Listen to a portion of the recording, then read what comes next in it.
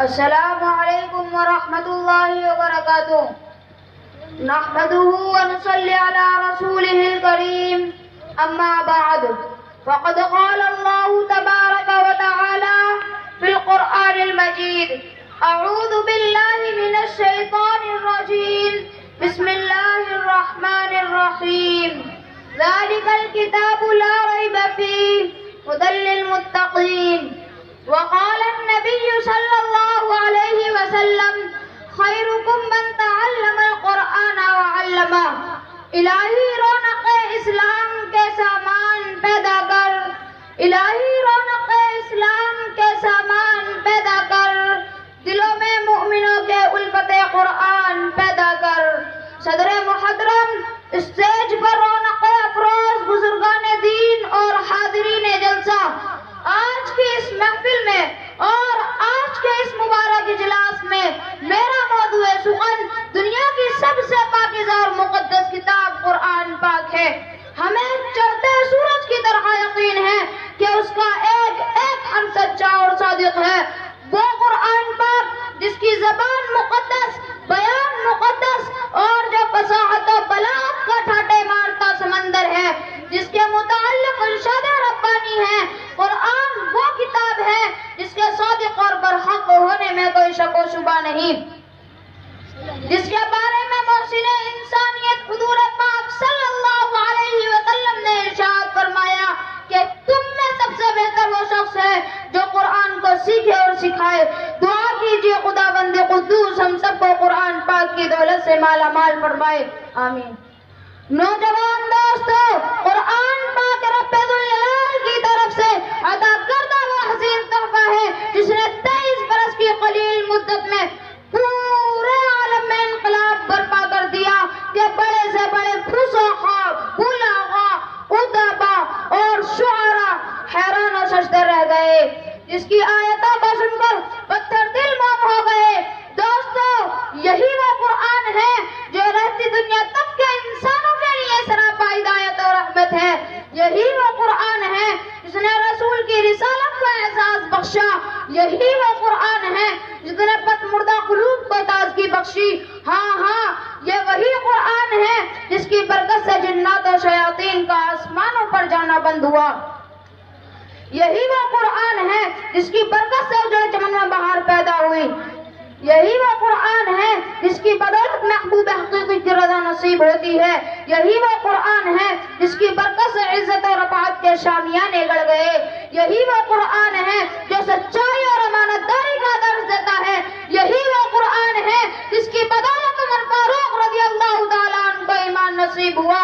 یہی وہ قرآن ہے جس کی نظیر پیش کرنے سے ساری دنیا عاجز و قاصر رہی۔ یہی وہ قرآن ہے جس کا مثل پیش کرنے سے عرب کے فصیح و بلیغ زبان دانی کا دعویٰ کرنے والوں نے گھٹنے ٹیک دیے۔ یہی وہ قرآن ہے جس نے ضلال و گمراہی کی دلدل میں پھنسی ہوئی انسانیت کو رشد و ہدایت کا پیغام سنایا۔ یہی وہ قرآن ہے جس کی حفاظت کا وعدہ خود خالق کائنات نے فرمایا۔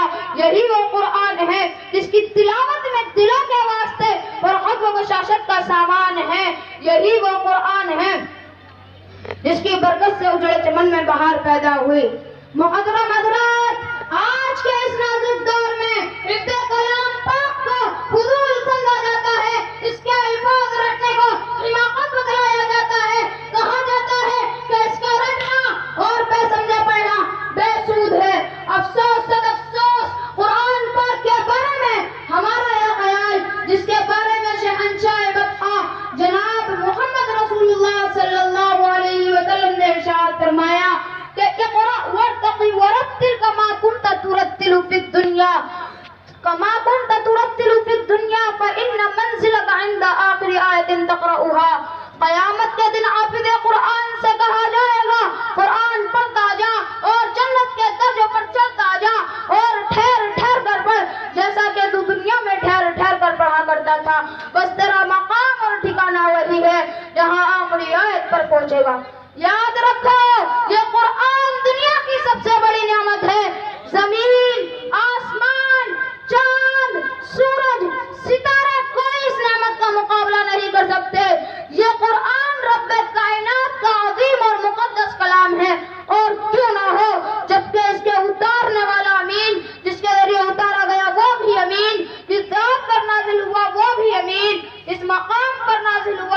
یمین، جس مہینے میں نازل ہوا وہ تمام مہینوں سے افضل ہے، اور جس رات میں نازل ہوا وہ 1000 مہینوں سے بہتر ہے۔ اللہ کا یہ مقدس اور پاکیزہ کلام تمام کلاموں سے افضل اور برتر ہے۔ حدیث پاک میں آتا ہے فضل کلام اللہ علی سائر الکلام کفضل اللہ علی خلقہ، اللہ کے کلام کو سب کلاموں پر ایسی ہی فضیلت ہے جیسے کہ خدا تعالی شانہ کو تمام مخلوق پر اللہ کا دلارا اور خدا کا پیارا نبی ارشاد فرماتا ہے کہ جس نے قرآن پڑھا اور اس پر عمل کیا، کل قیامت کے دن اس کے والدین کو سورج سے بھی زیادہ روشن تاج پہنایا جائے گا۔ غور کرنے کا مقام ہے جو والدین کو اس گرا قدر انعام سے نوازا جائے گا تو خود پڑھنے والے کا مقام اور مرتبے کا کیا عالم ہوگا۔ حضرات، قیامت کا میدان ہوگا اور ایسے 10 آدمی جن کے لیے جہنم واجب ہو چکی ہوگی، حافظ قرآن اپنے رب کی بارگاہ میں سفارش کرے گا، پروردگار عالم اس کی سفارش کو قبول کرے گا اور اس حافظ قرآن کی برکت سے نجات عطا ہوگی۔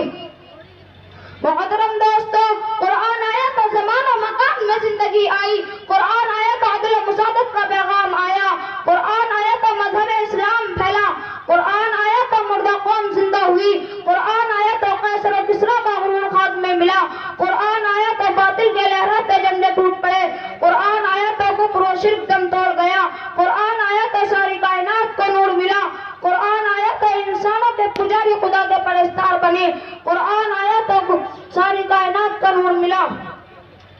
حضرات، میں پوچھنا چاہتا ہوں وہ کون سی چیز تھی جس نے صحابہ اکرام کے اندر یہ طاقت اور قوت پیدا کی؟ دوستو، یہی وہ قرآن تھا جس نے 1 کو 1000 پر بھاری کر دیا تھا۔ کسی نے سچ کہا ہے کہ وعدہ غلبہ ہے مومن کے لیے قرآن میں، کہ وعدہ غلبہ ہے مومن کے لیے قرآن میں، پھر جو تو غالب نہیں کچھ ہے بسر ایمان میں۔ محترم حضرات، اگر ہم ماضی کی طرح حال و مستقبل کو روشن اور تابناک بنانا چاہتے ہیں تو ہمیں قرآن پاک سے وابستہ ہونا ہوگا، اسے سینے سے لگانا ہوگا۔ اگر ہم چاہتے ہیں کہ ہماری دنیا کے ساتھ آخرت بھی سنور جائے تو اس کی پاکیزہ تعلیمات پر عمل کرنا ہوگا۔ خدا نخواستہ آج ہم نے اپنے بچوں کو دو پیسے کے لالچ میں دین سے دور کر رکھا ہے اور ہماری نظر اخروی نعمتوں کے بجائے دنیاوی ڈگریوں پر رہتی ہے، تو یاد رکھو خدا کے یہاں جواب دینا ہوگا۔ اسی پر میں اپنی تقریر کو ختم کرتا ہوں۔ اللہ تعالیٰ تمام مسلمانوں کو قرآن سیکھنے اور سکھانے اور اس پر عمل کرنے کی توفیق نصیب فرمائے، آمین۔ آمین آمین۔ ہے قول محمد قول خدا، فرمان نہ بدلا جائے گا، بدلے گا زمانہ لاکھ مگر قرآن نہ بدلا جائے گا۔ ماشاء اللہ ماشاء اللہ، الحمدللہ۔ یہ تھے محمد ہمایوں جو اپنی تقریر کو بڑے اچھے انداز سے آپ کے سامنے بیان کر رہے تھے۔ اور جو لوگ یہاں گیٹ پر کھڑے ہیں، بھائی ادھر کرسی خالی ہے، ادھر آ جائیں اور بھی آ جائیں۔